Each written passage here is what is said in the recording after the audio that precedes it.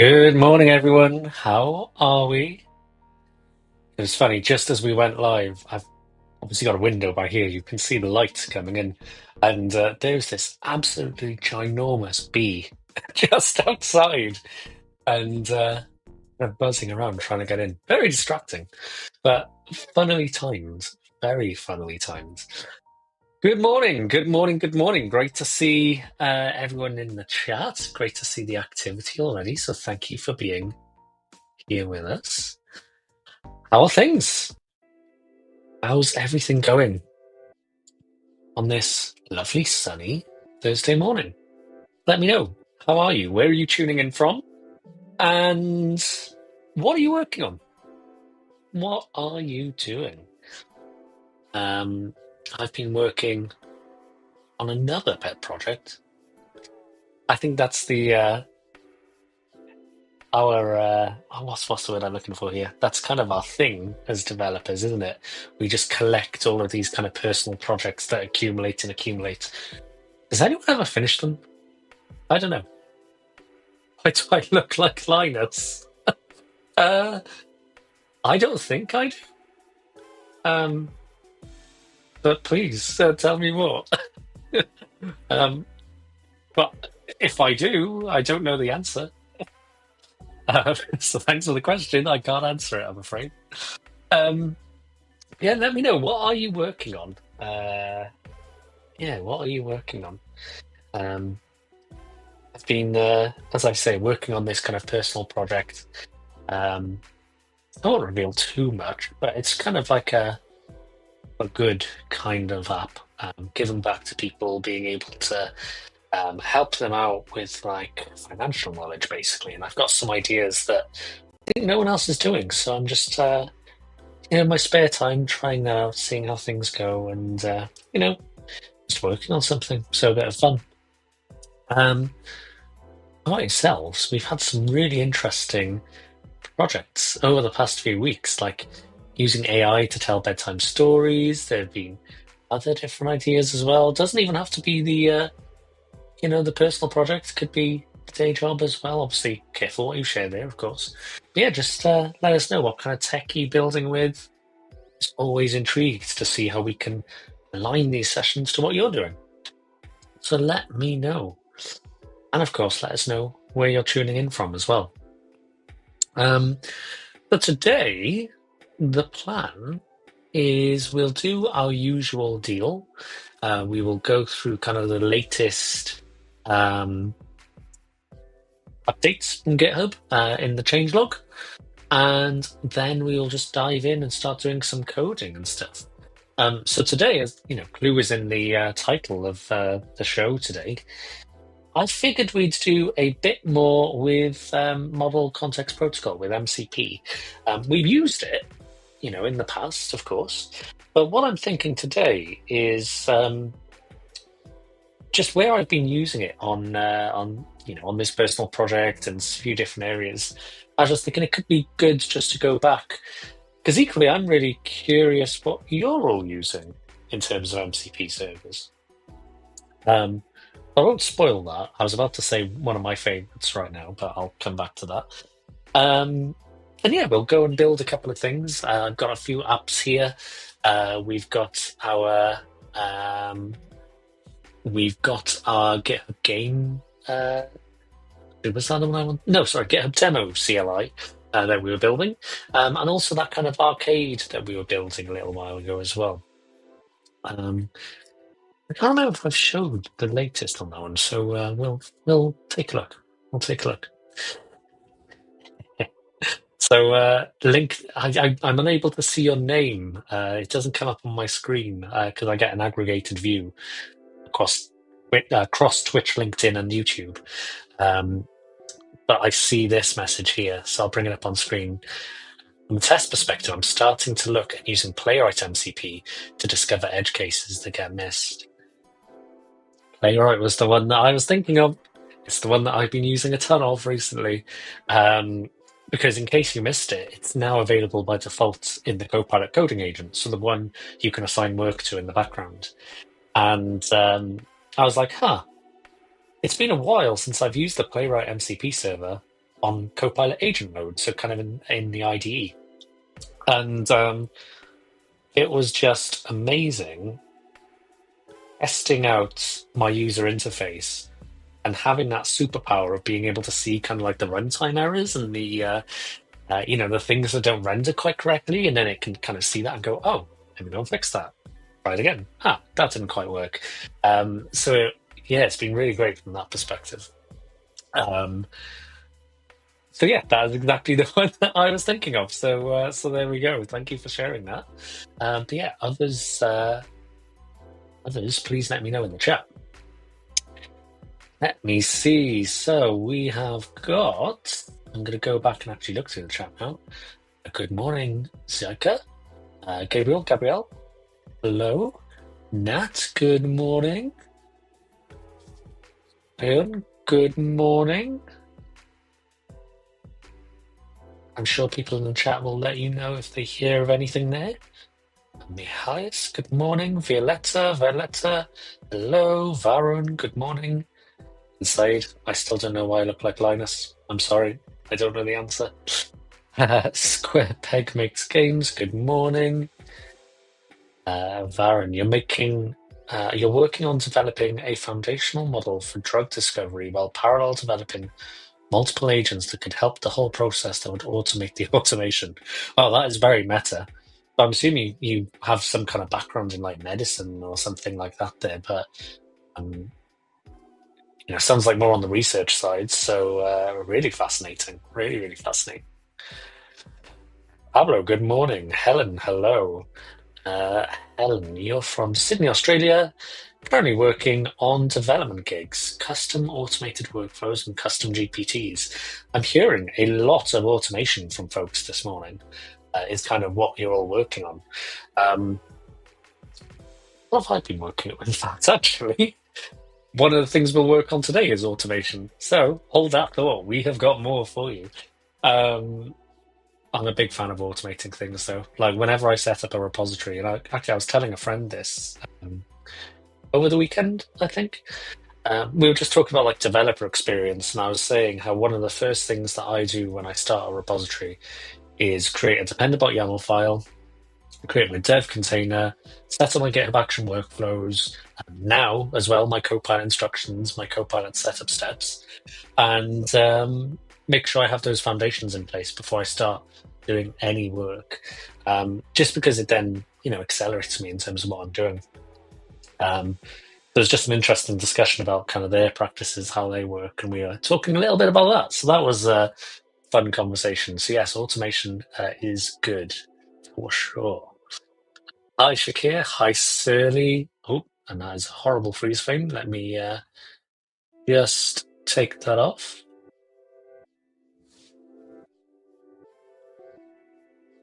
Bring that back. There we go. We're back. Still getting some weird camera freezing issues. I'm not quite sure what is going on there, but never mind. We will deal with it. Good morning, Ivan. Hey, Rahul.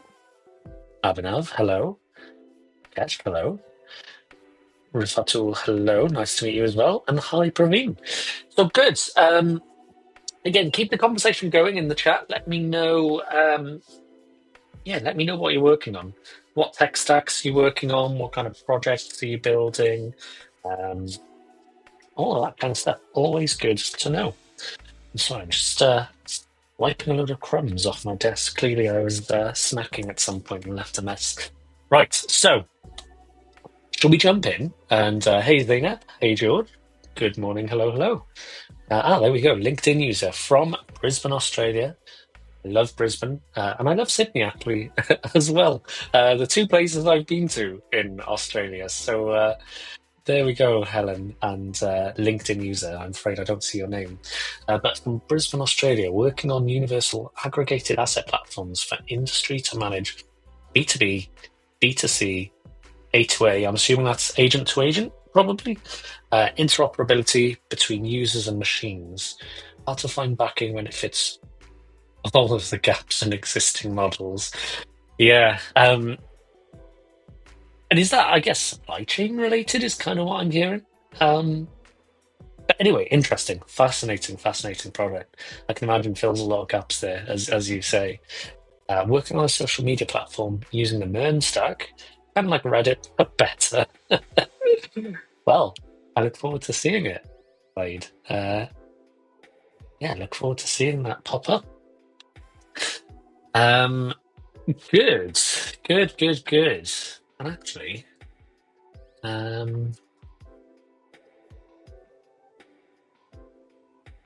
guess for anyone who doesn't know, the Mern stack, MERN, by the way, is MongoDB, Express, React, and then Node, I guess. So yeah, quite common in terms of those JavaScript or TypeScript technologies you're probably seeing. And I'm curious, actually, are you writing in JavaScript or are you writing in TypeScript? The only reason I ask is I've just found personally, when I go to start a project now, kind of in that ecosystem, I just seem to be defaulting to TypeScript. Just my personal preference. So yeah, I'm always curious what people are still writing in there. So let me know. Let me know. Sarah, learning cloud. Very good. Very good. And how are you kind of applying that learning? Is it kind of theoretical? Are you building something as well? Because one of my past roles was working a lot with Azure. And I found that my learning really kind of solidified when I was building something. That's always how I learned. So yeah, always intrigued. Hi, Harry. Welcome. And Syed JavaScript. Cool. Okay. Good. Right. Well, 10th of July is today, so we want to roll back to July the 3rd. I'm going to zoom my screen in and share it with you all. There we go. Let me do it a tick more. There we go. Hopefully that is good enough. You can all see that. So there's been another few updates here. Okay, before we jump in, I've seen a comment we have to deal with, Flame War. Is it a personal preference or a technical one? I think it's a personal preference because of technical backing, if that makes sense. So it's not like I've seen somewhere this is the way to go. But I just prefer having the types, the main reason behind TypeScript, just in terms of compilation and then having those kind of checks up front. That's my personal preference. And yeah, I just find that, it helps the way that I think, because that's kind of how I learned development was in kind of type-based systems. So it just makes a lot more sense in my mind. That's why. Good, Gonzalo. Hi from Argentina, new to software dev as a tester. Well, welcome. And welcome to this wonderful developer community that we have. We're glad to have you here. Hi, Keanu, and hi, Mag Capital. Very good. So, let's see then. What do we... where do you find this page? Great question. That's a great prompt for me before we jump in. Please go to gh.io/changelog. And you will be able to see all of these latest changes. Can I tell the main difference of using TypeScript rather than normal JavaScript?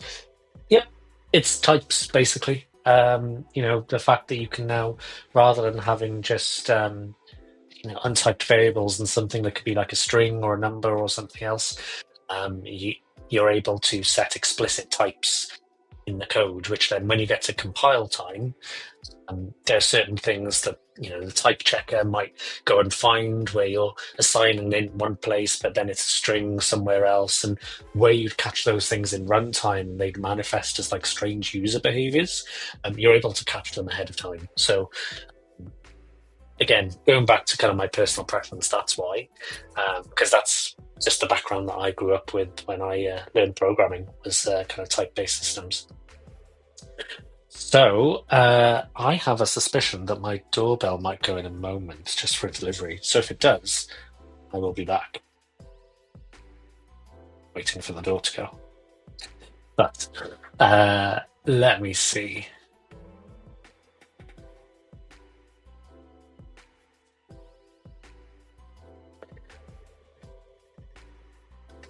Can we do more of these live streams more often?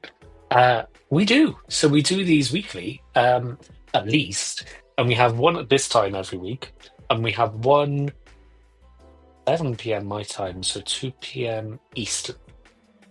So we do these, yeah, very frequently. We sometimes have more as well. So yes is the answer. We absolutely do these often. So please come and join us. Set your calendar reminders, etc. Yash, hello, Agentic World. Yes, absolutely. Thank you for joining, Yash. Good to see you here, my friend. And it looks like I won't have the door go because I just saw the host person walk away. So there we go. Anyway, right, let's now get started. So, July the 3rd, last week was the last time we looked at things. So, I think we talked about some of these, but just in case, there's now an agents page for GitHub Copilot coding agent. And now you can go and see like the last few runs that you did with the Copilot coding agent. And you can actually go and start running ad hoc tasks with Copilot coding agent there as well. And that's what it looks like. So you've got this kind of text box there, and then you can go and see that then just underneath the different session runs that took place before there. So yeah, if you're using Copilot Coding Agent, you might want to go and check out that page. And just a reminder, we talked about it last week. Copilot Coding Agent's now available on Copilot Pro, Copilot Pro Plus, Copilot Business, and Copilot Enterprise. But for the last two, so Copilot Business, Copilot Enterprise, you need to make sure that your admin has enabled Copilot Coding Agent for your organization or your enterprise. So yeah, good update there. CodeQL 2.22.1 brings Rust support to public preview. I'm sure we talked about this last week, but just in case. Rust is now in public preview. Do we have any Rust devs with us today? It's a language I keep needing to go to. I know from the performance side, people prefer it because of how performant it is. In terms of the low-level pieces there as well. I've just tried a few times, and I don't know, my brain hasn't quite clicked with it. Again, just in terms of the languages, I personally prefer some of those high-level ones, but people keep telling me that Rust is a high-level language. I guess compared to maybe, if you're doing literally in the compiler or something, I suppose, or assembly or whatever. But yeah, I don't know. It's even back when I was studying computer science, like C was always just a little bit strange to me. But hey, there we go. We are all different. So yes. Anyway, digress. Rust public preview, CodeQL. Go and check it out if you're a Rust dev. Good. Let's see what else have we got here. Reviewing Visual Studio license assignments just got easier. So if you are an enterprise or a company, an organization where you've got Visual Studio subscriptions with GitHub Enterprise bundled together, good news. Now you can go and manage those under this subpage, billing and licensing Enterprise Cloud Manage, and you can go and see, view the breakdown of licenses. It helps with kind of auditing, compliance, all that kind of stuff. Right, next up, introducing a 5,000 repository limit for GitHub Enterprise Importer organization migrations. So if you're using GitHub Enterprise Importer, just FYI, there is a 5,000 repository limit there. Improved repository creation experience now available in public preview. I've been using this for a while because we've had it shipped internally for a little while. Nice and clean. It's really nice, actually. Now there's this kind of logical flow of steps. So, which owner do you want to create the repo in, creating a description, choosing a visibility, and maybe a template if you're starting from a template. But now, if you're an organization that uses repository properties, and you have required custom properties, well, that now appears as a set of here we go, as a set of options to select from, like an input, effectively. So now you can do that at creation time as well. So helping you set up governance from the very beginning, effectively. So yeah, great to see that quality of life improvement. Dependency auto submission now supports Python. Cool.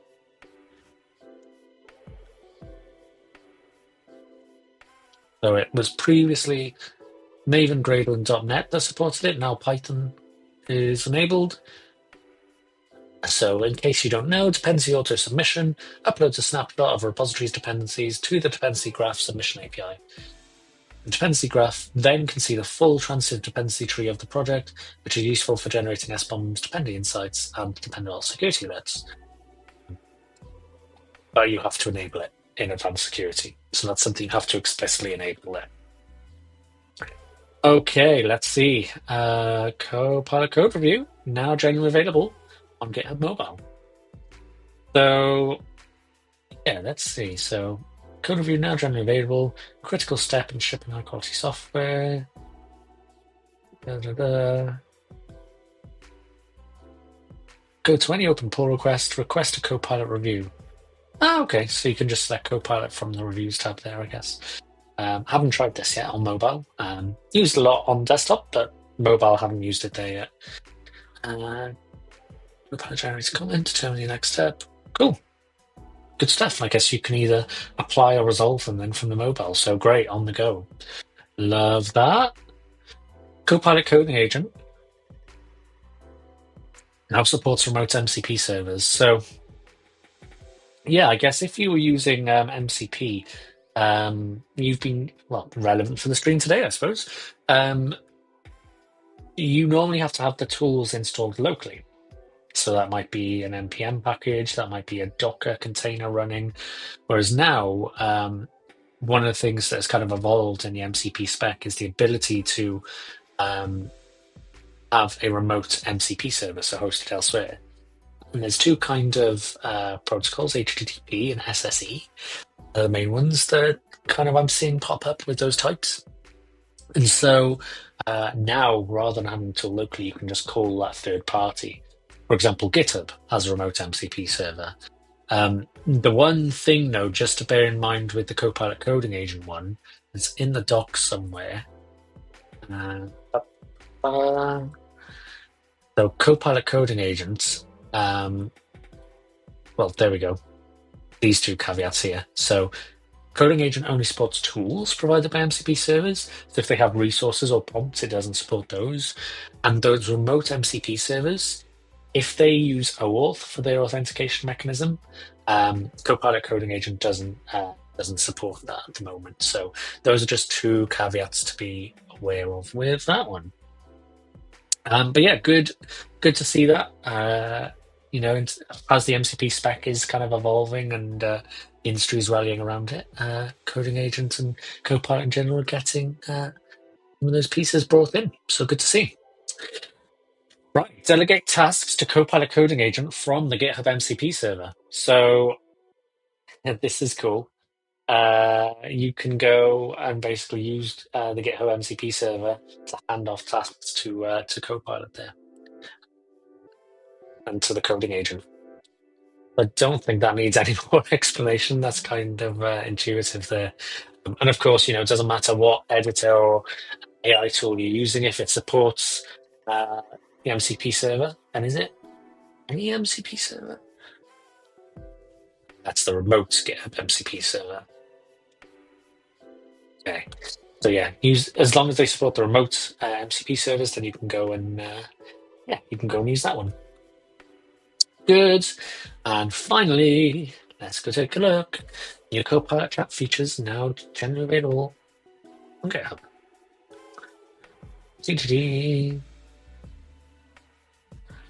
Rich file interactions, working with files. Yep. So when you ask Copilot and GitHub.com to create a file or something, or view or edit those files, that was in preview. Now it's generally available. Message threading.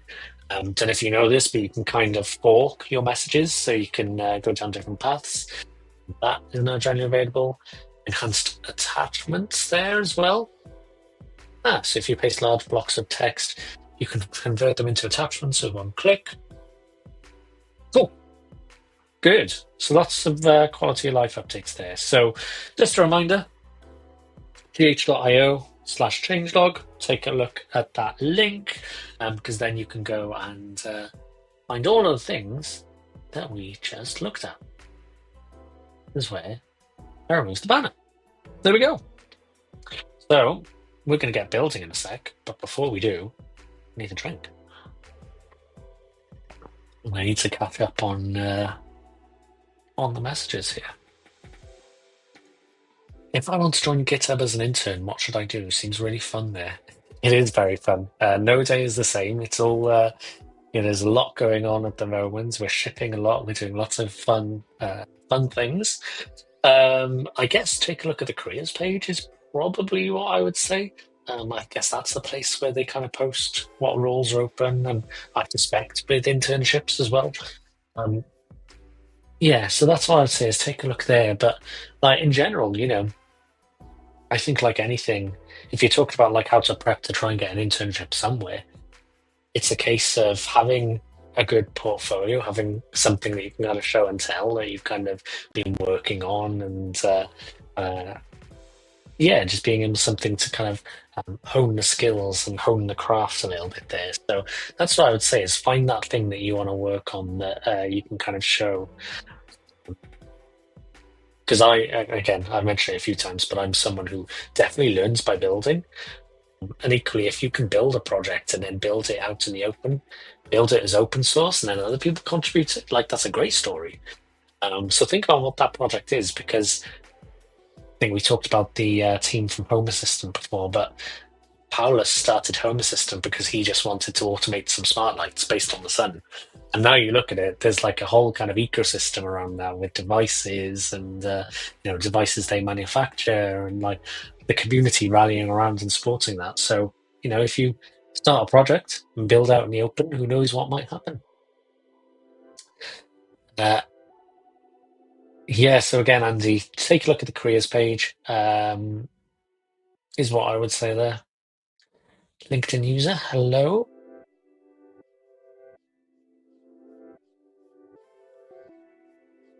MAG, currently pay for Claude Code, Cursor, and GitHub Codespaces. Ideally, just want to pay for GitHub, but it has to be able to do everything Cursor can do in one place.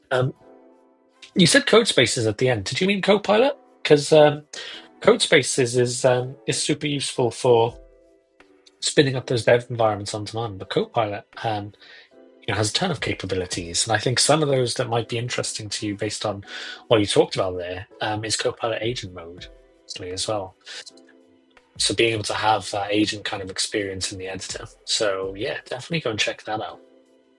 And there's different subscription levels there as well, depending on what you'd want to go for. Let me ask you something about Copilot and VS Code. I cannot figure out the difference between edit and agent mode. Both seem to be, what a wonderful question. I'm going to bring this up on screen. Both seem to be capable of editing the code and also output the same code. Both can take multiple files, so I'm not sure what's the exact difference. Wonderful question. Unix, I'm going to say. Hopefully I pronounced that right.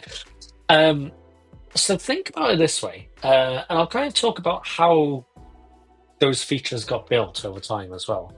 So originally, when we had Copilot Chat, we had kind of like an ask mode. So it would output the code in a sidebar, but you'd have to manually copy it across.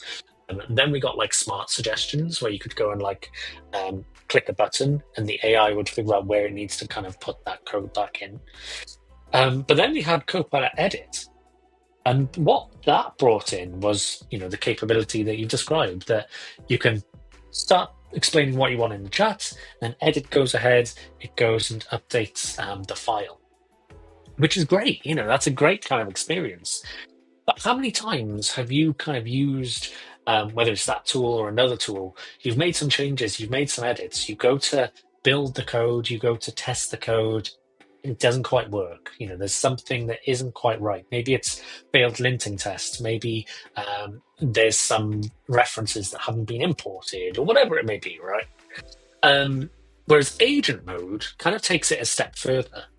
So agent mode has the capability to edit the files exactly as you've said, but it can also do other things as well.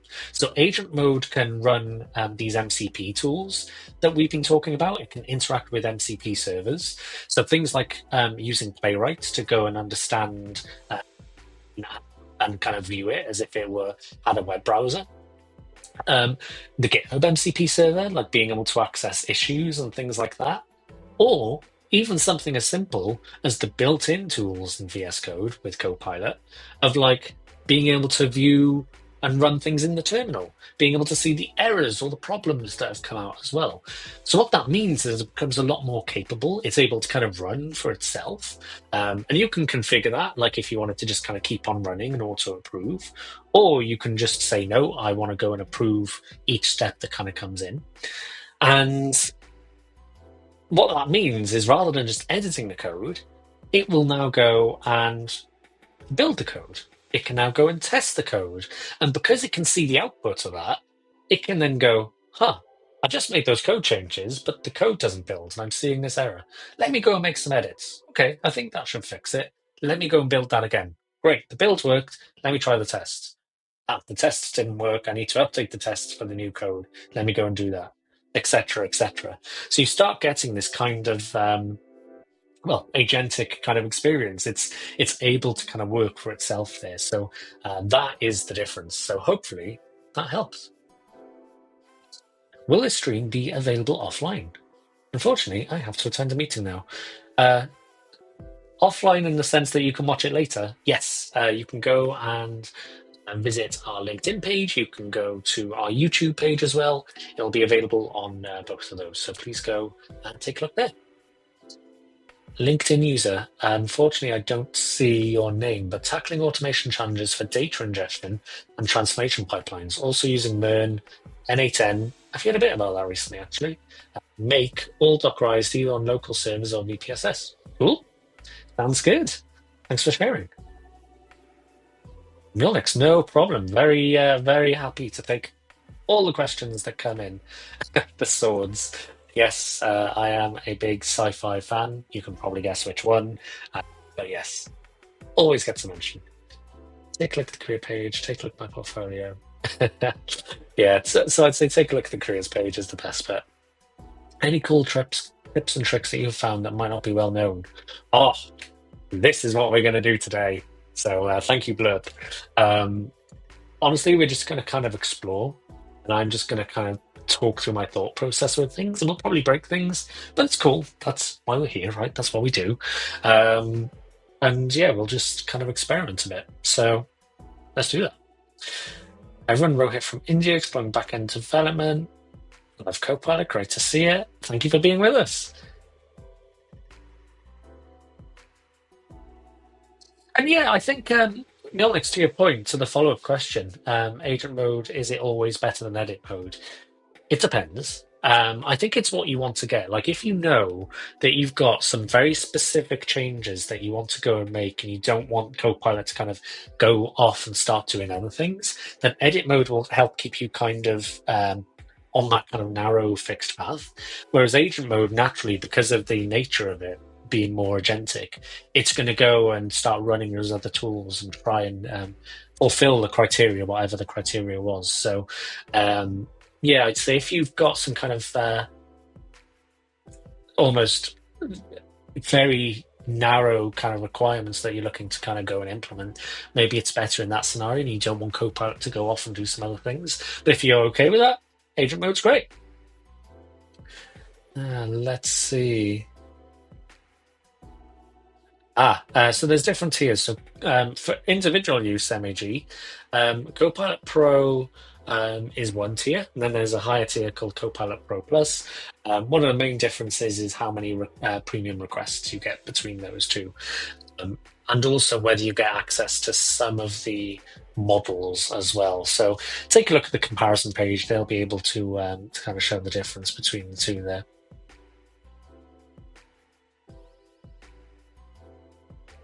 Okay. Cool. So, what is my favorite LLM? I don't have them. I switch between the different LLMs and for kind of what tool I feel is right for the job. And there's a really good GitHub Docs page around that as well, and kind of deciding which is more of a balanced kind of thing, which does more kind of reasoning, etc. So yeah, that's what I'd say. And Artem, to your question about context windows, size of models, etc., take a look on the Copilot docs. I think would be the place there. And LinkedIn user, if you have a question about making code faster on that CI on that platform, we're not them, I'm afraid. So I don't think we got anything to give you on that one. Yeah, you'll need to go and ask them instead. Sorry about that. Right, let me go. And so, what do we want to do today, folks? So I've got two ideas for you.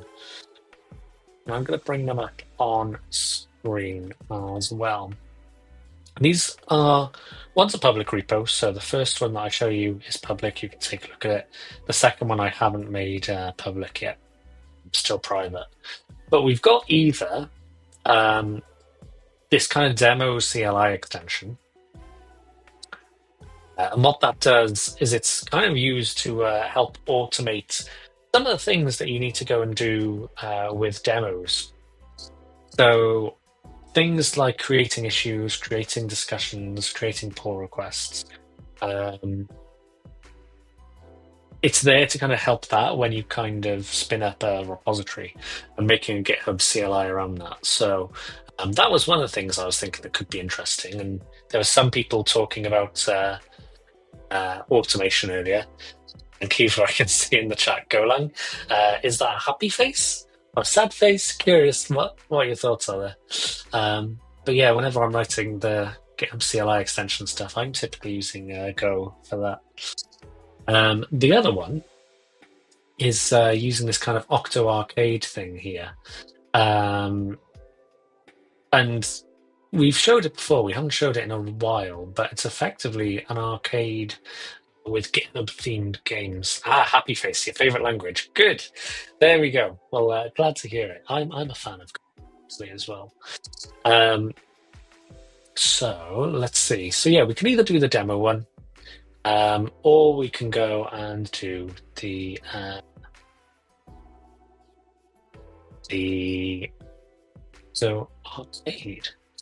I'm going to move to OctoArcade just because it's a bit more visual. But we'll see, though, because I haven't done anything on it in a while, like in a long time. I can't even remember if I've got a working build still or not.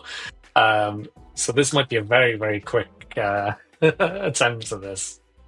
So let's see. Can't remember what state I left this in. Okay. So it's loading. Gotta love that. You love an app that loads. There we go. Okay. I remember. So, if you haven't been on the stream before, which version have I got here?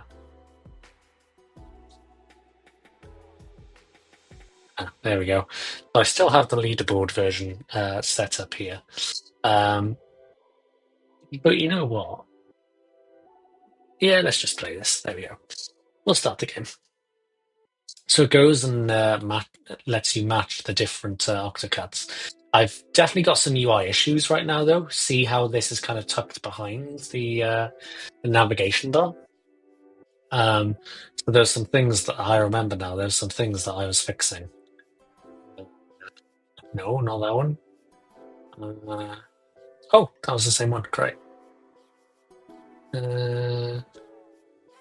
No, it was this one. Eek.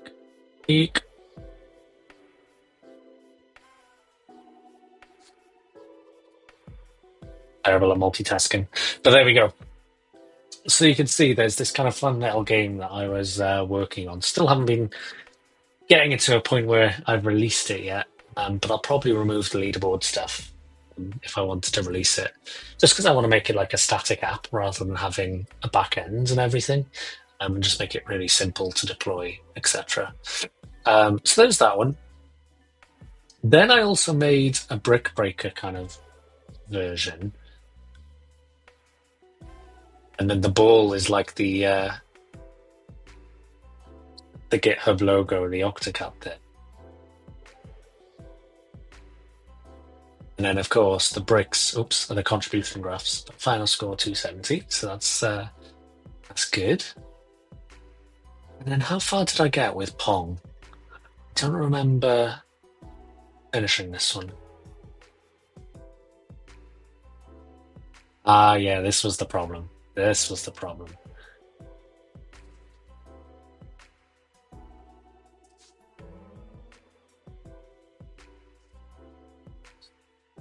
Uh-oh, I can't even get that far.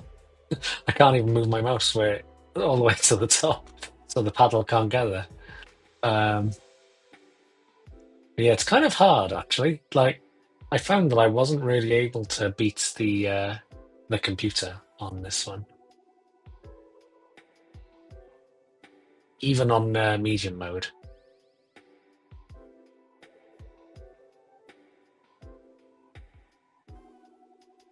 I'm rubbish at multitasking. So we got 10 seconds left. Here we go.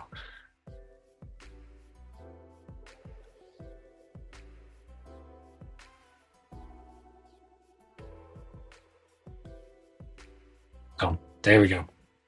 Okay, so you can see we got a few different games there anyway. That's kind of the idea behind OctoArcade. I want to go and fix this problem with the things hiding behind. Because you can see like the leaderboard is almost hiding behind that there when it renders, and even the game itself as well is hiding behind there as well. So that's what I want to go and do.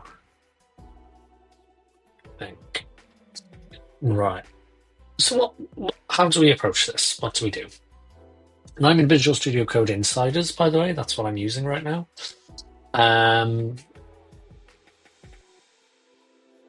So let's do this.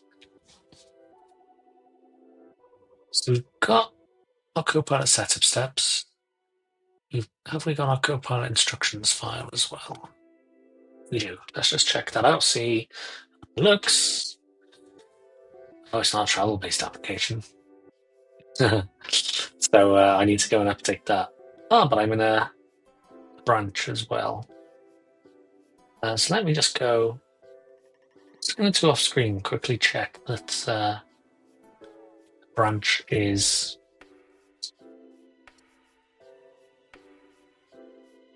all good. Pull request to open. Yeah. Copilot 84, I think it was. Yeah, it was. Cool. Okay, so we are fine then. We will carry on. Still open, still active, still the right place to be working. So let me do this then.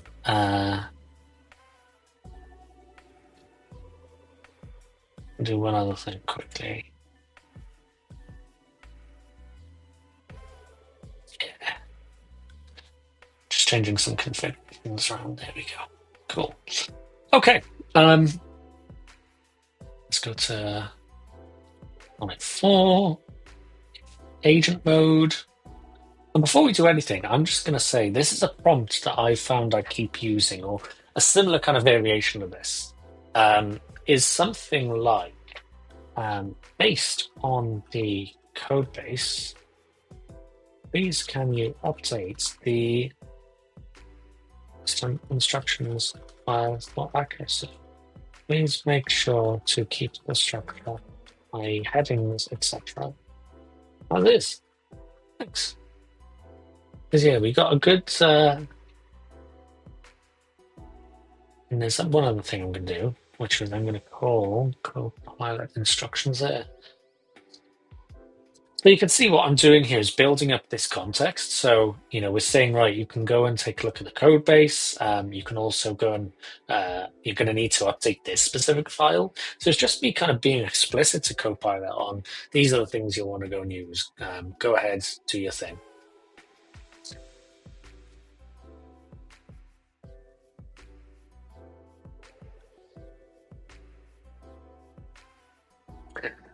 Right.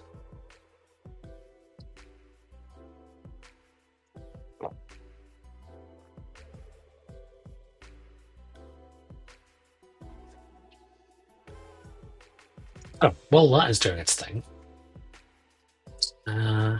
So we don't actually have any MCP tools configured for this repo at the moment.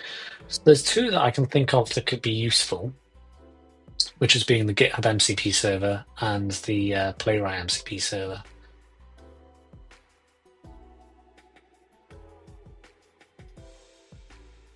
Okay.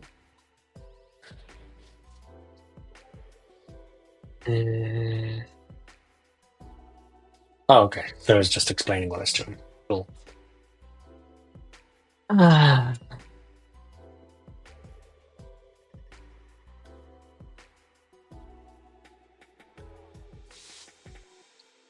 It's exploring the structure of the code base there.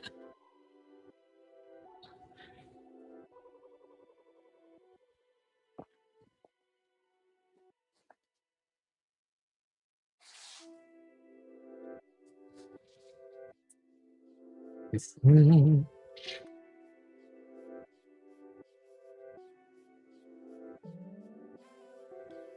right, there we go. So Next.js-based gaming application OctoArcade, TypeScript features.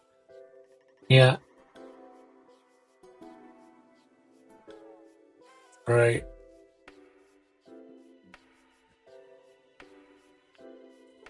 Updating the repository structure here as well. Good.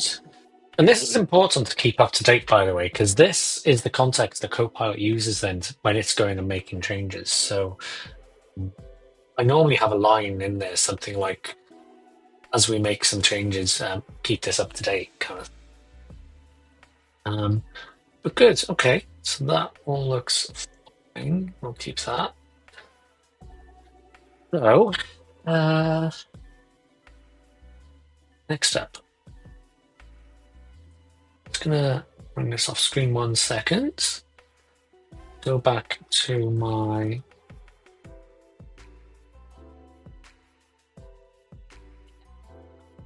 okay. Now, first up, I wanted to go and take a look at the Playwright MCP server. The Playwright, if you haven't used it, if we just go and take a look at that link, end-to-end testing for modern web apps is what it's used for. But the MCP tool has a load of the MCP server, I should say, for Playwright, has a load of tools of load up this web page, click on this thing, click on this button, navigate to this thing. So it can also help with some of that kind of end-to-end discovery as well with these tools. So there you go. No vision models needed. Operates purely on structured data. Oh. Right, let me copy that. In fact, let's just click on this install in insiders button. Oh, this is new. I haven't used insiders in a while, so there we go. Update. Oh, I guess that did it at a user level, maybe. Go there. So let me just uninstall that. I'm just going to go and create the new .vs Code folder.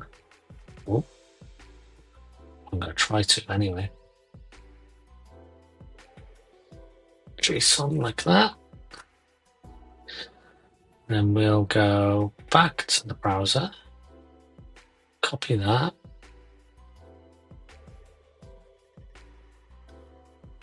That's all I want.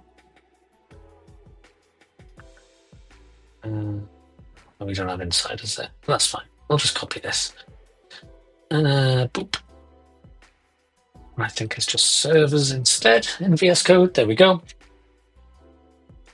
And then it's just a case of clicking that start button there. And now we can see those tools are running. And the way we can be sure about that, waiting for server to respond to initialize request. There we go. Discovered 25 tools in the output there. We can see also on that little kind of helper line there, we got 25 tools. And then when we look in this little kind of tools icon here in agent mode, we scroll down, we can see those options there as well. So I'm just going to untick those because we don't need any Python related stuff here. Looks good.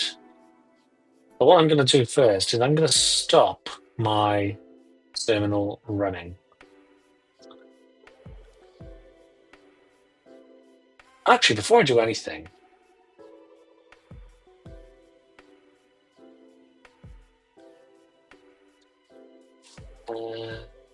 so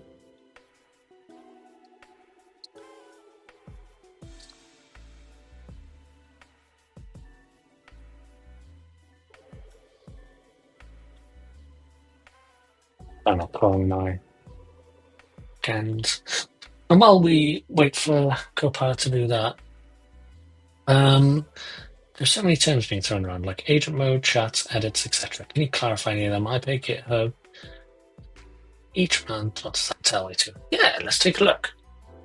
Let me bring up the correct page here 1 second.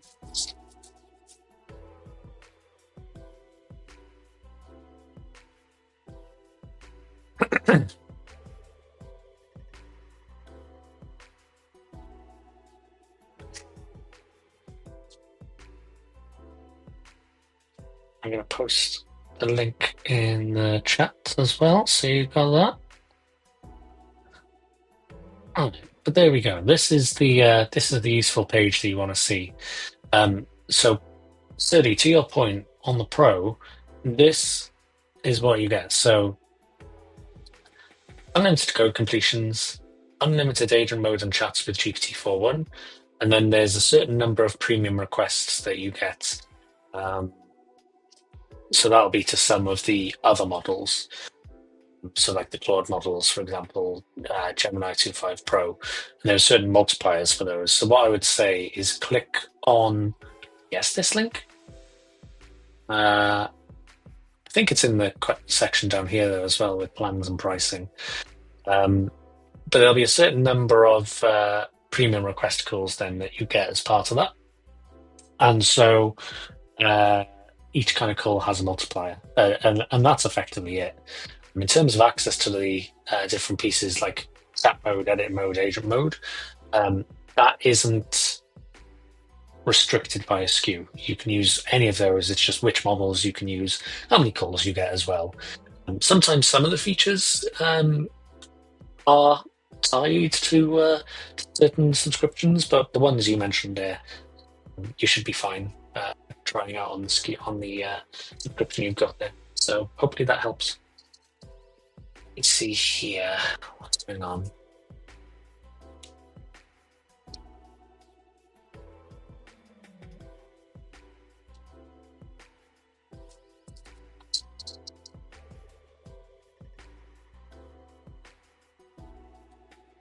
I'm just trying to get the leaderboards not running.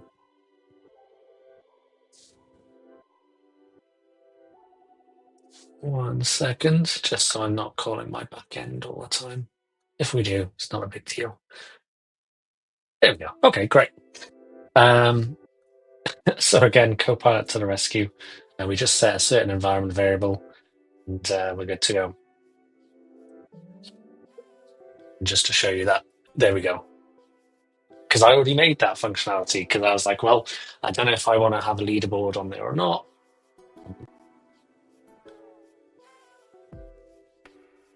Yeah, so LinkedIn user, I don't see your name, unfortunately, but yeah, any GitLab questions we're not going to be able to answer. So,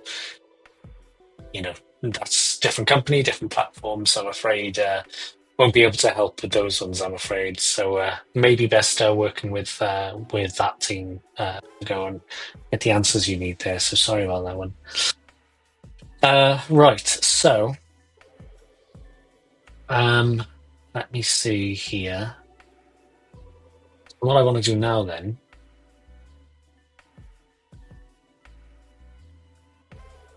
is if I start a new chat so we can refresh that context, I'm going to say something like, I have spotted there is a bit of a UI error.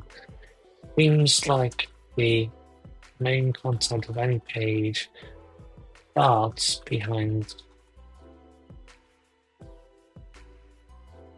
the navigation bar. This is more evidence on the games like in OctoSnap, OctoPong, and OctoArcade. And when you take a look at the site using Playwright, you'll need to spin up instance of the server. I'm going to turn that one off for now a sec.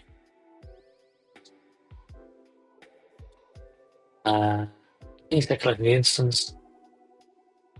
And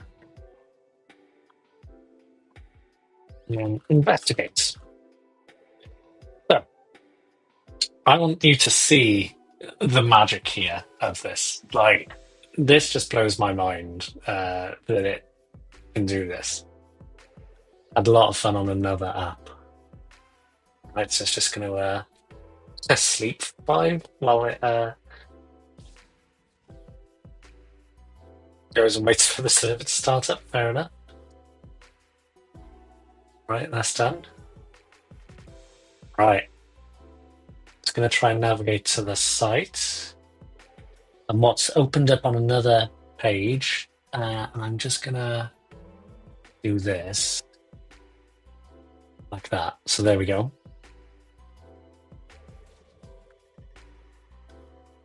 Let me... What have I done here?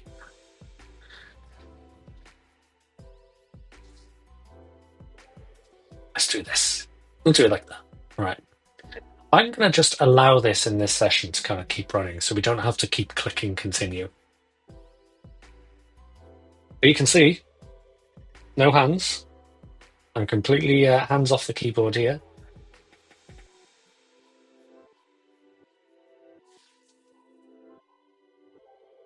Oh, why is it gone? Oh, because that was a different task, I guess. Let's go ahead. Allow in this session. Right, it should just start navigating now.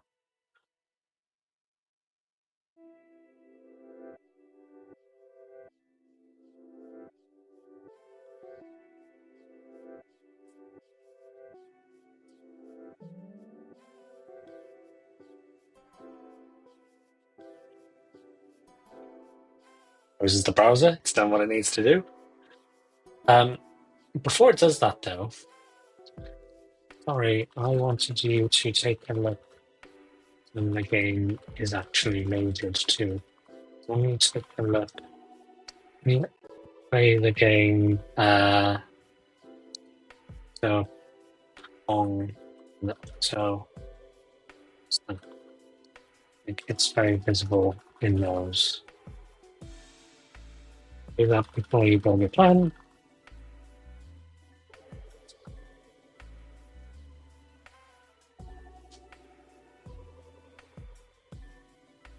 There we go.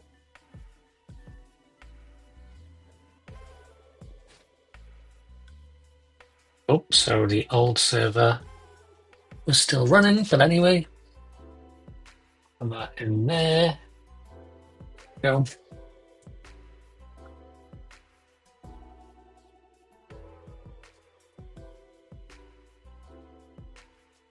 Starting the game there we go.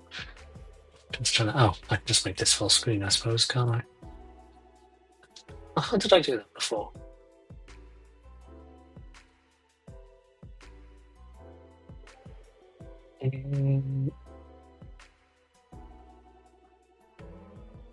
There we go, like that. Nice. Yep, still not touching anything.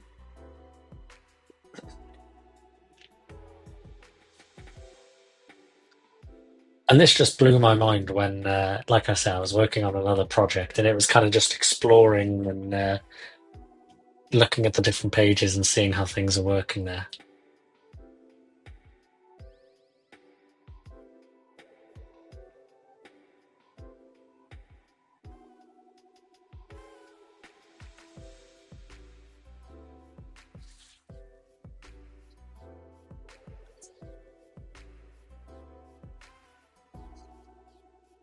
Let's see how this goes.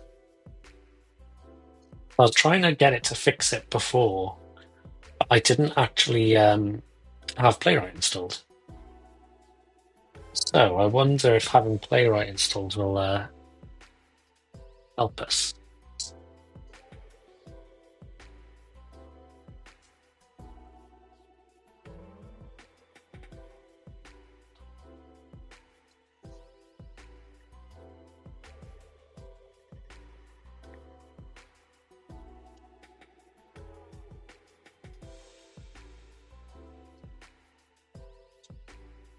Magical is exactly the word I would use.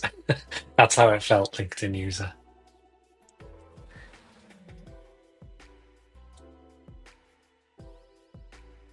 Mm-hmm.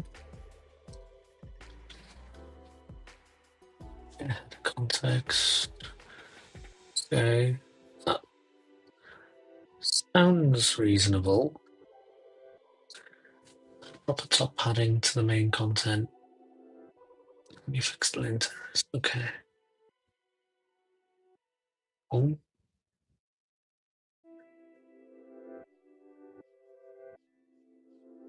Yeah, so if you can see, if you just look, there's a load of linting errors that appear in the scroll bar there.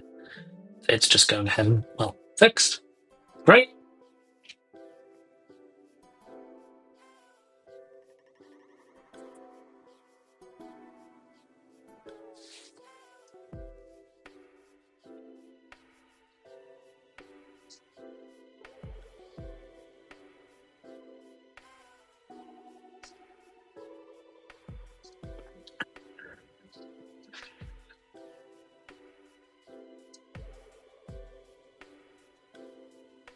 Oh, it's creating context. We've got the header provider in there.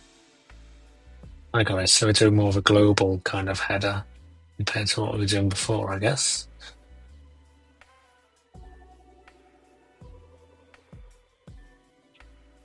Okay. Except take the OctoSnap game. Use header instead of rendering its own dynamic header. Cool.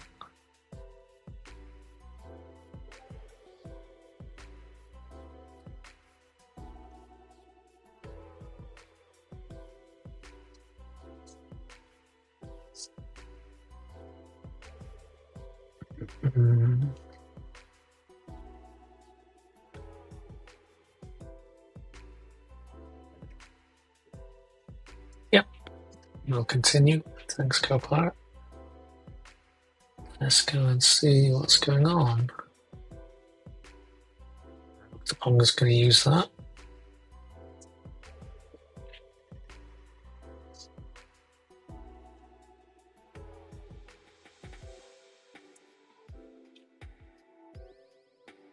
Mm-hmm.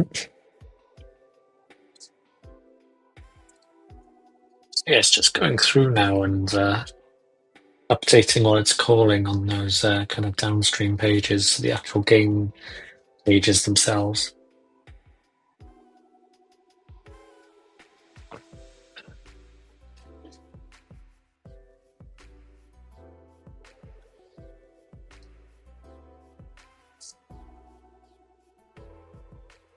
Right, fixing some lint errors in that one too. I'm just going to move the mouse. Okay.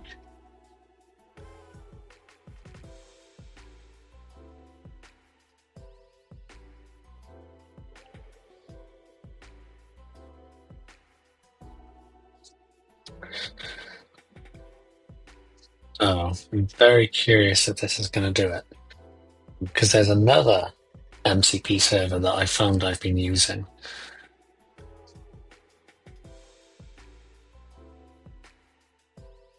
And curious how that one will go. But we'll see first, and then we'll try again if this one doesn't work.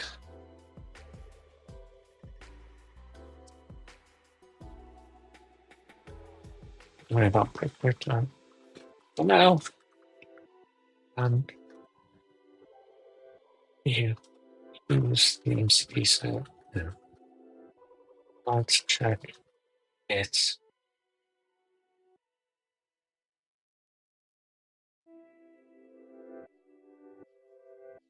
yeah, that makes some sense, right? Let's not progress any further. Let's just try the couple of games first that we got there. Good idea. I thought so. Let's see.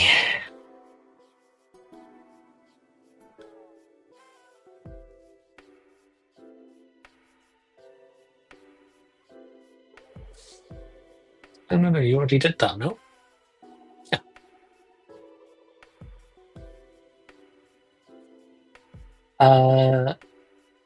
LinkedIn user, what's your question there? So there's no Docker here.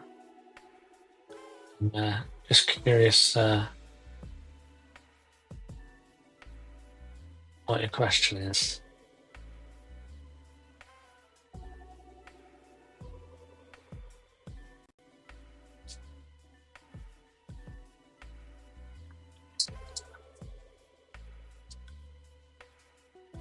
Doesn't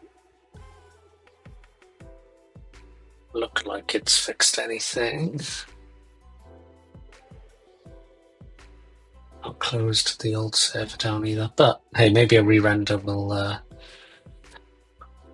Oh, I think it actually might have done. You know.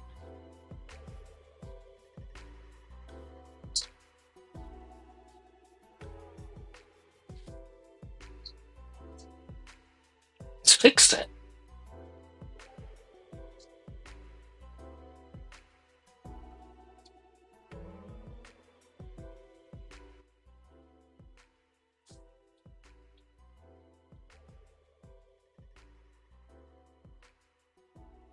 It has fixed it. I'm impressed. I am impressed. I tried this before and without Playwright, and it struggled to identify what the issue was. So I guess seeing or having that kind of context helps there. Let's try on the really painful one, the Pong.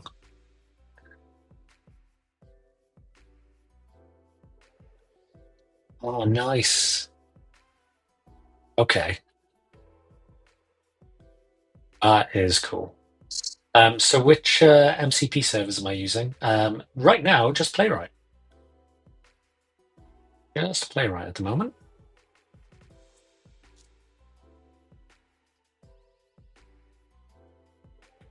That is cool.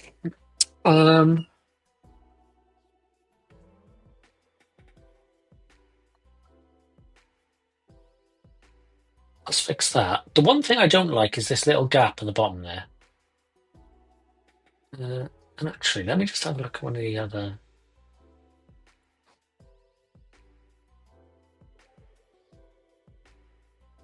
Okay, that looks good as well. Nice. Nice. Okay. So then I'm just gonna actually, Misha, let's handle your question a sec. We have got probably on our YouTube channel.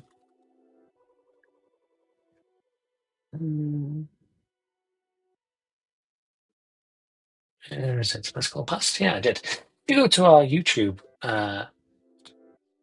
channel, Misha, and I'll just send you a link to that on the chat here as well.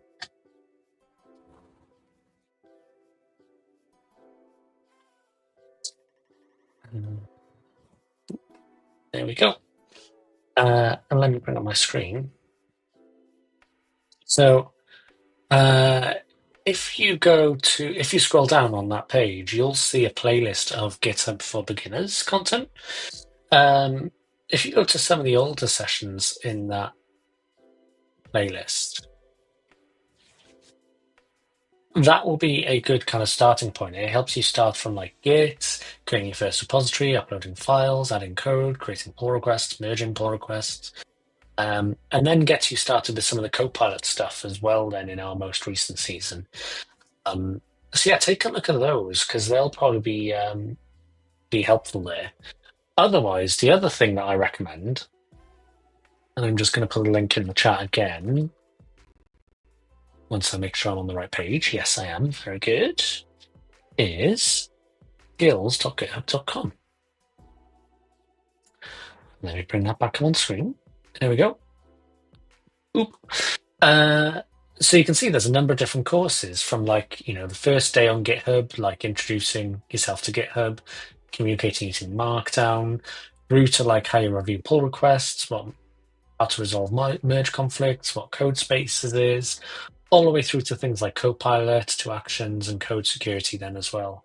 The thing I love about these courses, by the way, is they're very self-serve. They're kind of built using actions, GitHub actions. So once you've done something and the action kind of assesses and checks that you've done that correctly, and then it opens the next kind of step for you. So it's very hands-on, very interactive.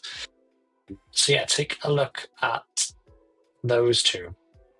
So youtube.com/GitHub is the first one, and skills.github.com. Hopefully they help. Oh, what was I going to do next? I remember.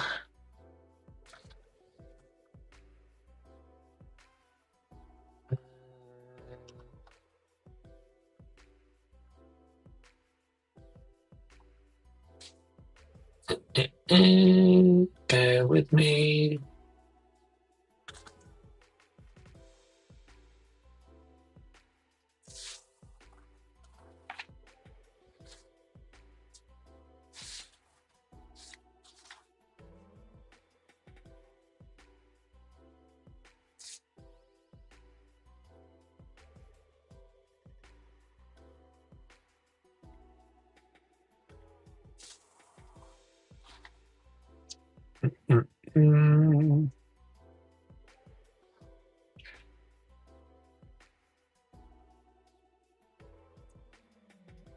The other one is, and yeah, no problem, glad it helps, is this sequential thinking MCP server, which I think is from Anthropic. But anyway, model context protocol. I think we will go with this one. What the sequential thinking MCP tool does is helps you break down a problem into steps. I'm just going to go, I'm going to just give us some more real estate there. In fact, you know what? I'm just going to put that into a separate. Oh, no, I'm not. Let me do this. There we go. Right. I'm going to add the MCP to there. Add it into our file. We're going to start that sequential thinking.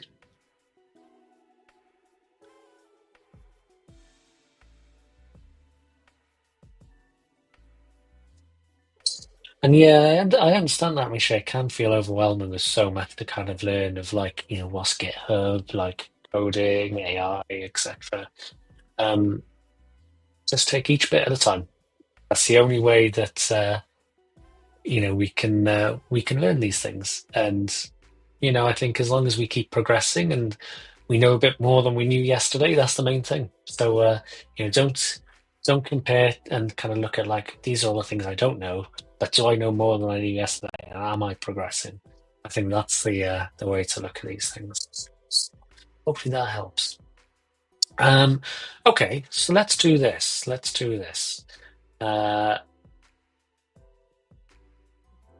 was I going to do? There are a couple of issues we need to fix. See, I'm going to...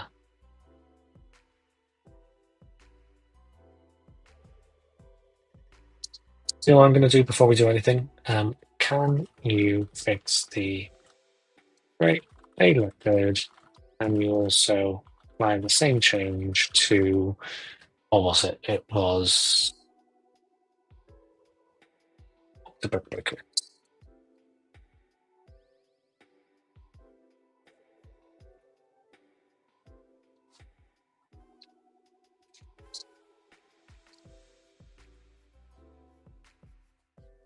What a great question, Anwar. I'll read it out. In complex real-world scenarios like integrating with legacy code bases or handling multi-step logic across services, how do you practically use GitHub Copilot? Do you treat it more as a pair programmer, or do you have specific strategies to guide its output? Why are we? Do we not have the header context already? Oh, it's just updating that brick breaker head there. I see. So yeah, the answer's kind of a combination. I think the thing that these large language models love is context and patterns and things like that. And so what I always try and lead with is like my quality checks. So do I have tests in place for the things that I'm trying to kind of build and work on and do? Is generally where I find I see a bit more success. That might be something worth trying. The other thing is, and it was my colleague, we were delivering a workshop at GitHub Universe, and he said this wonderful line, which was something like, be explicit with Copilot. And what we mean by that is Copilot doesn't know if you haven't told it. So if you're working with like a peer on something, you wouldn't work with a colleague and say like, right, you need to go and build this thing now, and then leave them to it, right? You kind of give them some context, like, yeah, I need you to work on this thing. This is what the spec looks like for the API that we need to go and call. This is how the current implementation is, and this is how we've implemented it in this thing over there. By the way, these are our standards of how we work. Can you go and work on that? Let me know if you've got any issues. So you give them that context of like what they need to know to get the job done. And working with Copilot's no different. So making sure that you pass in that context and give that code context is really, really important. So yeah, hopefully that helps. Anwar, let me know. Let me know. Right. Oh, it's already navigating in the background. Okay. There we go. There's Brick Breaker. Good. Are we going to play the game?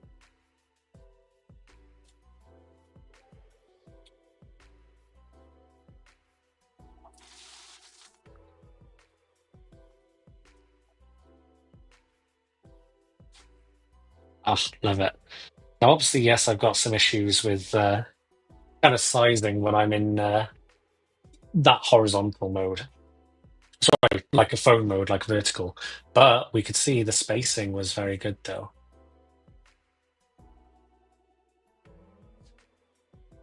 There we go.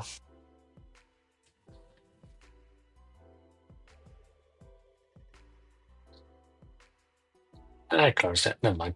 Okay, Copilot, I need to get on with my stream. I understand. Thanks. Right, so that looks good. We're going to commit that stuff for now before we do anything else. So update MCP stores. Update Copilot. Now, you know what? Let's do it. Sure, instructions file is accurate. Now relevant MCPs. That. Great. And then we're also gonna fix the header rendering issue. Very good. Right now, new chat. I've noticed a minor UI bug on the Pong game page. This only happens when the game is actually live. Nagasi, yes, the video will be live on LinkedIn, so the page that you're on right now, I think. You'll be able to kind of check it out from there on GitHub's LinkedIn page, and then on YouTube as well. So it'll be in both those places. Oh, I've noticed a minor UI bug on the Octopong game page. This only happens. playing the actual game, there is a small space between the game itself and the footer. I want the game to extend all the way to the footer, not necessarily push that beyond the folder. When you use sequential thinking, use the Playwright MCP server to well, what's going on. Use sequential thinking.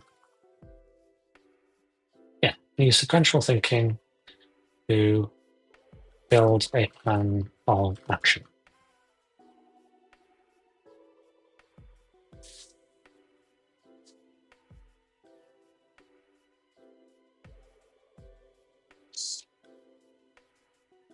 So you can see I'm being really explicit in the prompt just about using these specific MCP servers.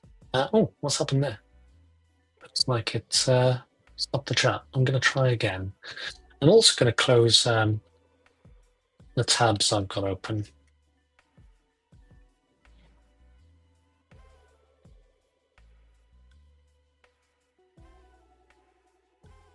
Oh, what did I do? Let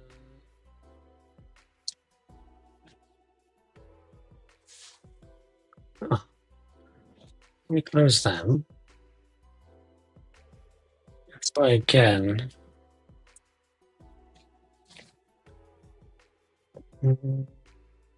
Might be that central thinking. With me whilst I just do some digging. See what's going on.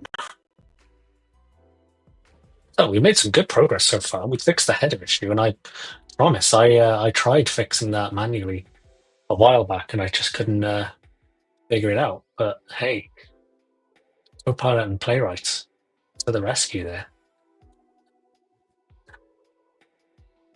Oh.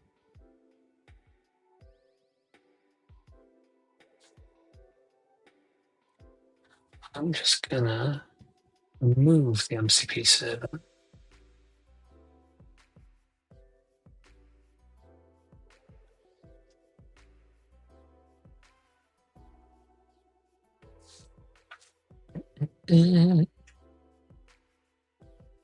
Try again.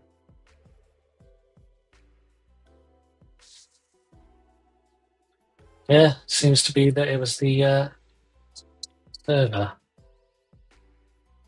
Bear with me whilst I just do some quick debugging and try it again. Maybe I need to read out my window.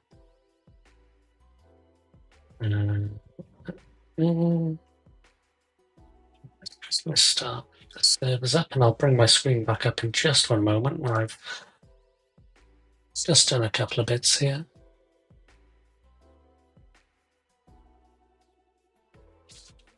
Oh, bizarre. Okay. Well, I'm going to try one more thing super quickly.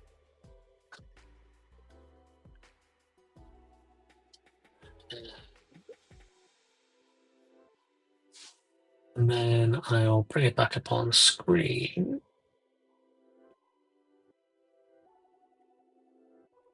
If we can't show that other one, that's fine. It's just surprising because I've used it in some other projects and it works nicely. Oh. Let me just try it. And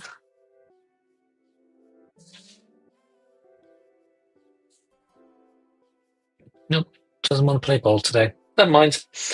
Okay. We'll remove that now. Really doesn't want to play ball. So we will just stick with Playwright for now. Let me change my prompt then. Anyway, let's money my bug. Oh, 1 second.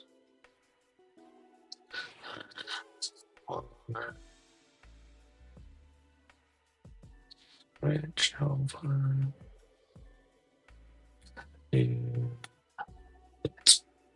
Cool. Right. So let's change that prompt. So let's update the prompt. Try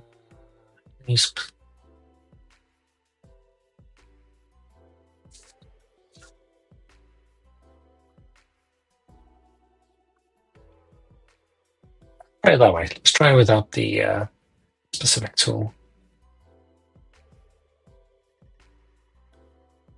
Is that a go?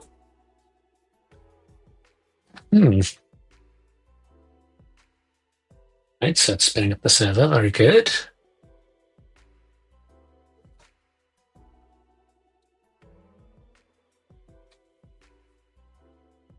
Right. I'm just going to bring that back onto there. Nice. And we'll allow in the session again because we started that new session. We got to go and add in.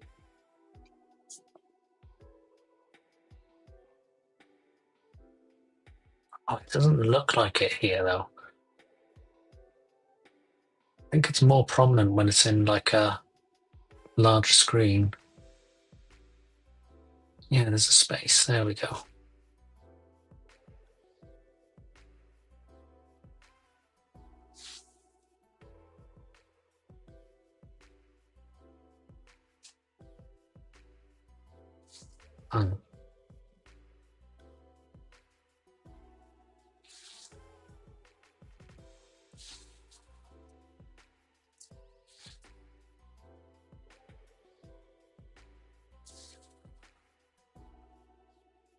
Don't want it spacing yet. It uses flex. Game container has inconsistent height handling.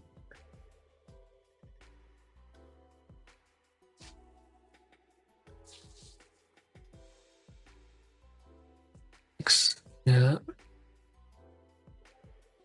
Okay.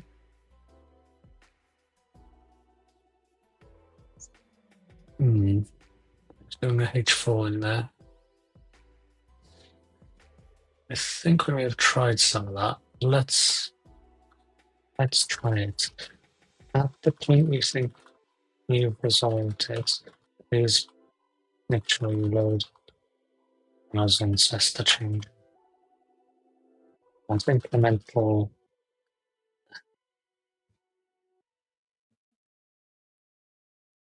There we go. So trying to instruct it that, once you've actually fixed that, let's go and actually check what the impact of that. Oh, some TypeScript out. Oh. There we go. That's the one. The other now. Right. Done.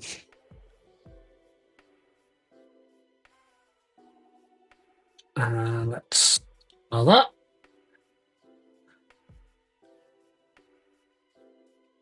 Again, hands off. Oh, it looks like it's. But now the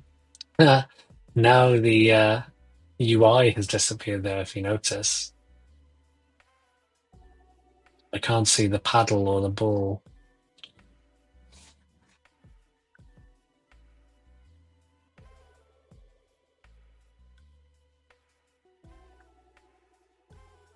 And then in that, and you test again. It looks like the paddle and the ball. Paddles and the ball and I'm missing.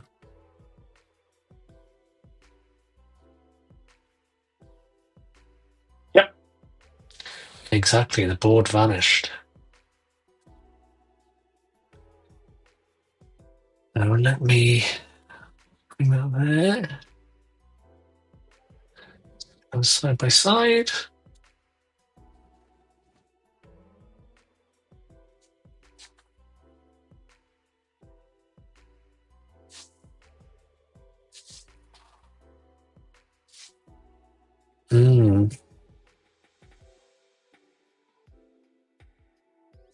So this is a tricky one that I was trying to fix for quite a while, actually, a while ago, and then I ended up getting distracted and moving on to something else. I'm curious how this will do, because I did try a good few iterations, but there's clearly something conflicting in styles that I just didn't quite. Oh, okay, so the game's back, but we got the gap.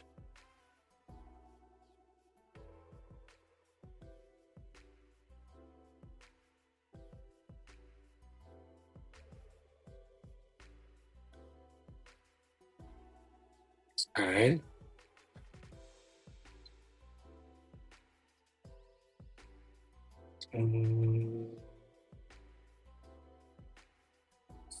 Basic issues are still there.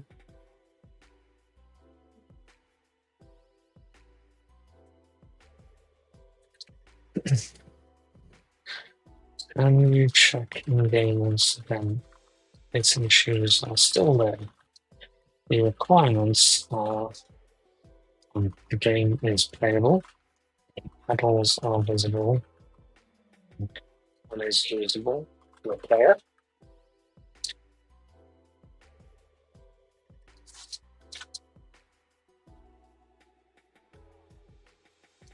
Two, the game area covers the whole space between header and footer. See, there's an interesting challenge with this game where the others, I guess, well, particularly for Octosnap, they're components which kind of fill out that container. So there's a minimum height. I think the same with Octa Brick Breakers as well, not the same with this one. So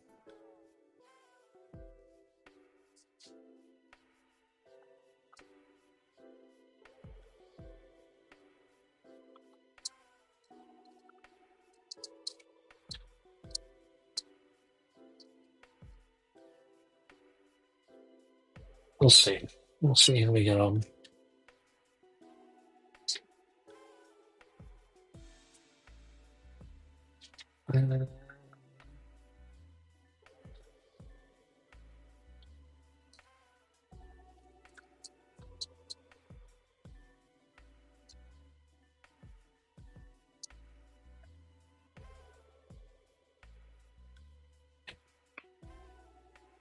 Good.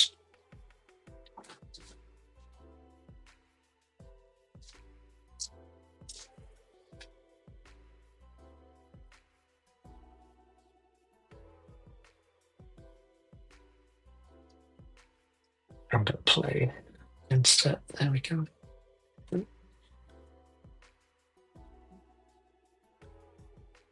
And if anyone has any ideas, by the way,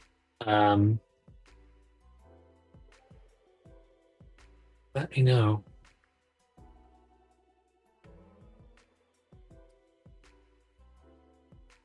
I also need to make the CPU, the computer player, easier, because as you can tell, we're on medium, and this is like impossible. That's now made that disappear.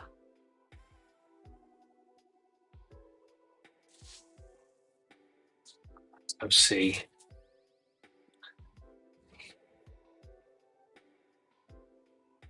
Now that I've given it both requirements, it should identify that the first requirement now no longer works.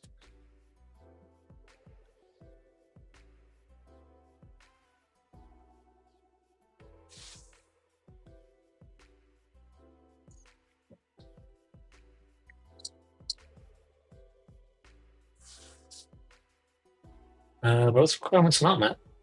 There we go.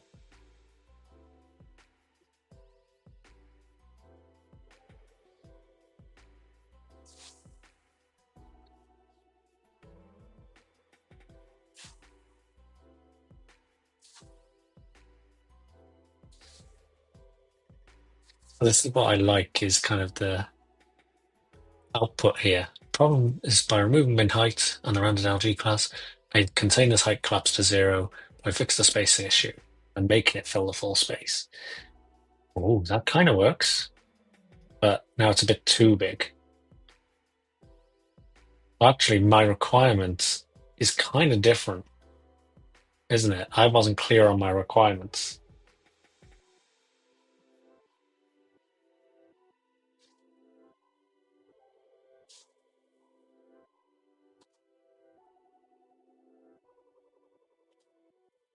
Because really what I want is I want it to fill the full screen that is available. So, exactly, Janiscu. Exactly. Screen size and the playfield don't match. Oh, but hold. How's it? Oh, it's because I was scroll down. Right. Thanks. Sorry, I forgot to give you a third requirement. Your solution makes the game extend beyond fold, which makes the user have to scroll to play the game. These are the requirements you must meet. 1. Game is fully functional. Handles all working and visible. 2. There is no space between the game and the footer. 3. The game must not bend beyond the hold. How do I describe this? This is this is the thing I think that I struggle with anyway, is kind of describing my requirements in a clear way. The game does not extend beyond the fold, i.e., the user must not have to scroll to see any part of the game board. So the game board at maximum must end at the bottom of the screen. So it can be below the fold. Please feel free to rewrite my requirements when it struggles to define them. Make sure you confirm with me the requirements after. See how that goes.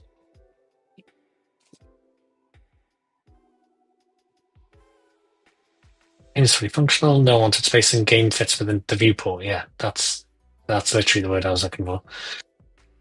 Ah, dear. What a great Thursday. Yeah.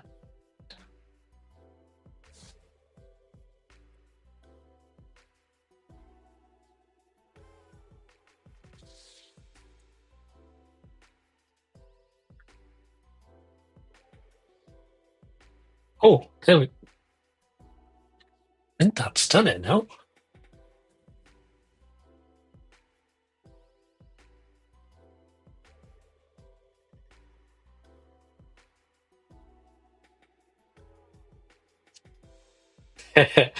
Describing requirements is hard, regardless who is writing it, let alone reading it. I love how everyone's getting involved and I'm trying to define my requirements. I love this. It's hard, right? It's hard. But, I don't know about you, but this looks like it matches my requirements.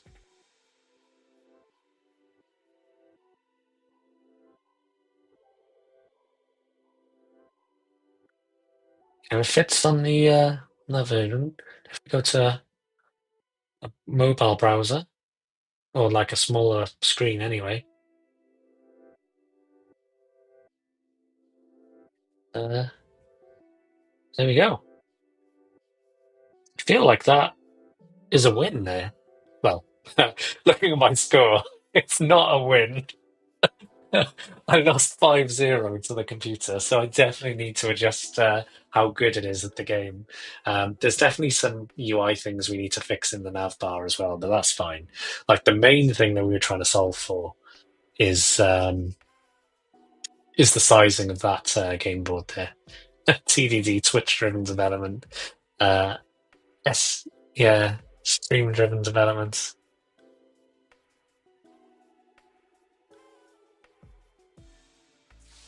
Yeah, I think there's some things we can do in terms of like U or P1 CPU score, changing how that renders to make that look a bit better in the header. You know what? We're doing well. Let's just do that. Add fixes for what's this called? Board sizing. Great. Amazing. One final request, please.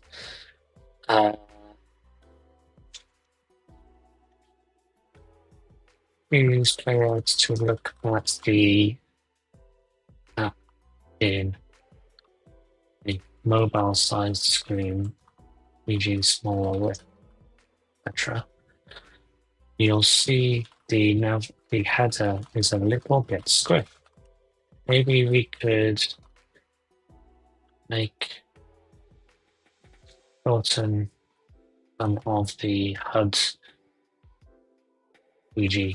P1, CPU, or and I'll leave you to find a plan. Thank you. There we go. Right. Richard, I'm bringing this comment up because you are so right here. In vibe coding, knowing when to commit is an important backstop measure. Honestly, commit frequently. Commit frequently, please. Please commit frequently. I've been there where I've kind of been like, oh, that now works. Let me go work on the next thing. Let me go work on the next thing. Let me go work on the next thing. And inevitably, you get to a point where something breaks and you can't roll back. Follow those good practices that we know and love. Commit small incremental changes, and then commit them, push them up whenever. But make sure you're doing it that way, because then you're able to roll back to an earlier version of your code. So yeah, really great point. Really great point. Right, let me bring this back up. When it works, commit. Exactly that. Right. Oh, there we go. Look at that. That looks so much better. Obviously, ignore the kind of the white border around. So that's not actually the browser or the app itself. That's like the resizing from Playwright. So yeah, this isn't like a bug or anything. If I viewed it up on my screen, if I brought it up on my phone and viewed it, it would just be kind of that area. So don't worry about that. Fantastic. The mobile optimization is working perfectly. Oh, there we go. Yeah, we got a little. Do you spot that? We got a little thing at the top. Oh, it's just going back and resizing, I guess. Maybe. Yeah, I think it was just resizing. Yeah, resize the browser. So yeah, that wasn't a bug. That was that was it resizing as it went. So let me just do this actually, and let me open up a new tab. Up to Pong. Start the game. Hey, that looks nice. That looks good to me, folks. There is this little thing at the top which is bugging me though. And if you see that, very, very small.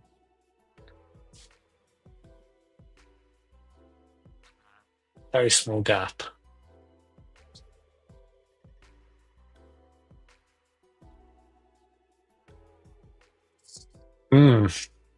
You know what? I think we need to tackle it. In mobile mode, it looks like there's a very small gap between the header and the game board. So, can you resolve that, please? Right. Let me close that tab because it was using this one. I was wondering, can it document the entire journey so others can use it too? Kind of is what I would say, Herman. So what I've noticed with Claude Sonnet 4 actually, is it will occasionally output a markdown file with like the change, what the result of the change is. What I would say is maybe try with custom instructions and say something like document your thought process or document the decisions you made or something like that. Because then it will try and do something along those lines. But yeah, something worth experimenting with for sure. When it works, commit. AI comments are awesome. How to build an application using MCP servers. That is exactly what we're doing, Chandra. We're using Playwright here, and we're just using Playwright actually. We didn't use the sequential thinking in the end. Oh,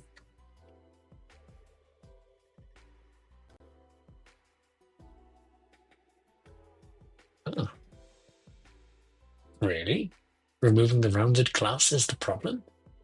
I guess on mobile it would be more obvious, so that would maybe make some sense.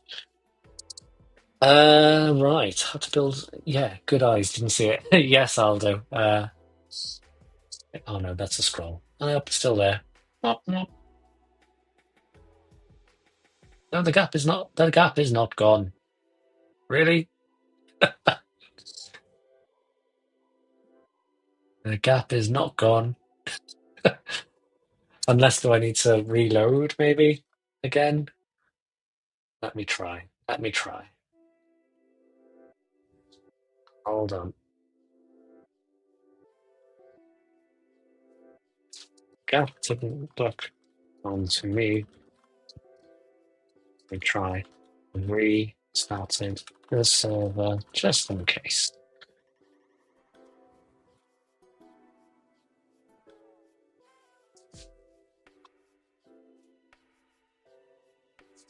Again, ignore this kind of sizing. That's where Playwright was resizing our kind of browser for us. But yeah, in that mode, it's okay. Oh, yeah, it's because I'm just making a new tab. There we go. All right.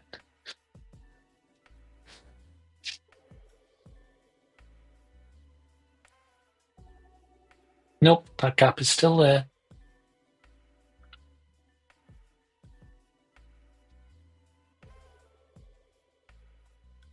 Let's just screenshot it. Just to show it.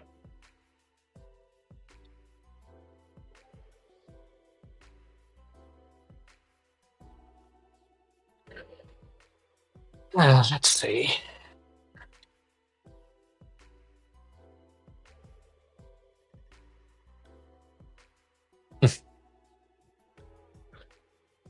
Mixer, that is some scope creep, but I fully agree with what you're saying. I think.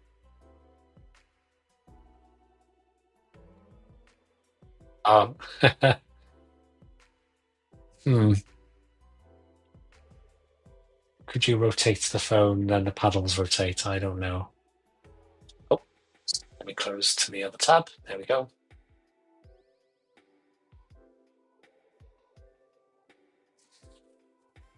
Come on.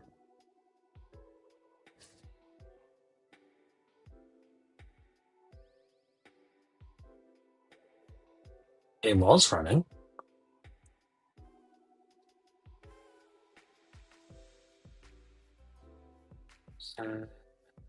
Hmm.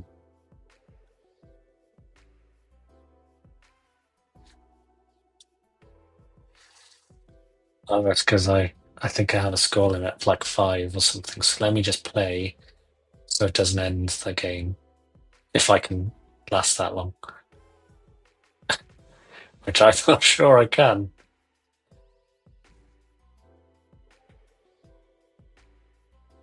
Oh.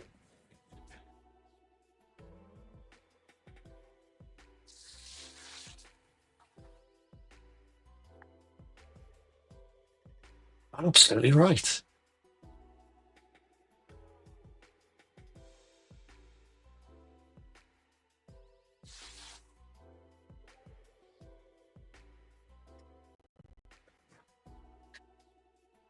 Is that any different to coding with others, though, Richard? Whereas, we all have different thought processes. Let's see. Wrapping containing structure might be creating the gap. Huh.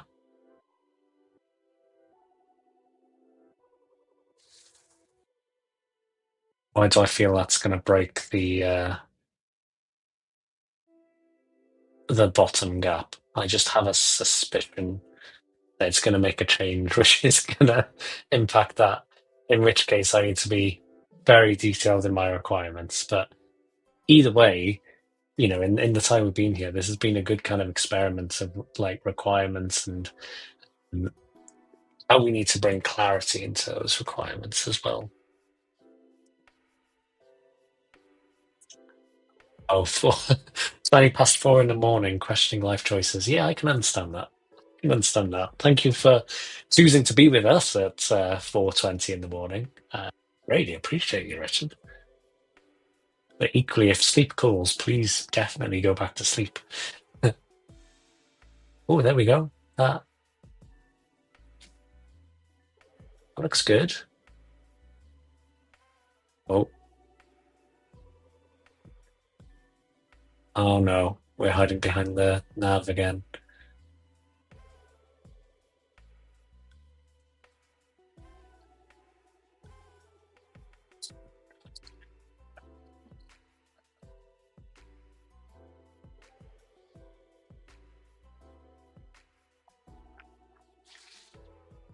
Yeah, so I've definitely got some kind of weirdness with everything here. That's on me in terms of how I've architected that template, I think. But let's give this one final go. Yeah, that's an option, Richard.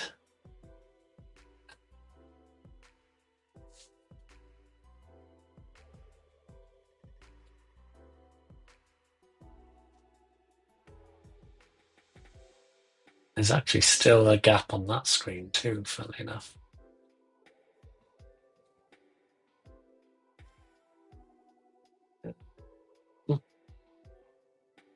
In fairness, I haven't really optimized for mobile yet anyway, so is this me just getting a bit ahead of myself? So it looks like main is the problem. It's just adding a bit of padding. Literally, if we just did this.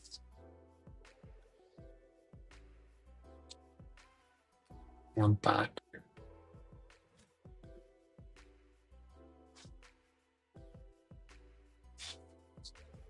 Oh, I did too much.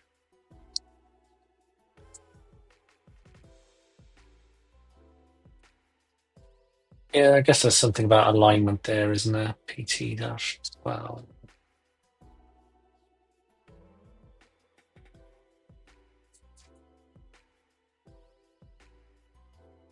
Yeah, no. Anyway, I'm gonna not go forward with that one. But you can get the point of what we were doing there. So, my camera is frozen one more time. Let me go and fix that as we wrap up. Cool. So, what have we done? We've played with MCP. And really, we've only played with one MCP server, haven't we? We've played with Playwright. But, there were some fixes that I was trying to dig into that I couldn't quite work through, and Playwright helped us with that. We were going to explore the sequential thinking MCP server as well, but had some issues getting that one set up. So no matter, because we were able to carry on with everything we needed to do, mostly fix the gap problem, introduce another problem in mobile. But hey, we need to more clearly define those requirements. Is kind of what I'm seeing here. But progress is progress. Haven't really optimized for mobile yet, anyway. So we're doing okay. Yeah, hopefully that was useful. spent a lot of time with Copilot Agent Mode. We talked through the differences of Ask Edit Agent a bit earlier as well. Looked at MCP, how we can use that alongside agents as well, how they're just tools that we can kind of enhance that agent experience there as well. So, good progress, good fun. We got to go and work on some more games like we like doing on this show. So with that, there will be another one later today. I believe Kadesha will be leading that one, so that'll be at 7 o'clock my time in the UK, 2 p.m. Eastern, so join us then. Otherwise, we will be back again next week. So please do come and join us. Please do subscribe, whether you're watching on kind of LinkedIn or on Twitch or on YouTube, just so we can make sure that you can see all the future shows as well, because we love having you here with us. This is what makes this show amazing developer community. So thank you for all of the engagement and discussion in the chat. It's been great, particularly around the requirements and kind of how we define those requirements. I enjoyed that one. So there we go. With that, have a great day, everyone. And thank you again for joining. See you soon. Bye.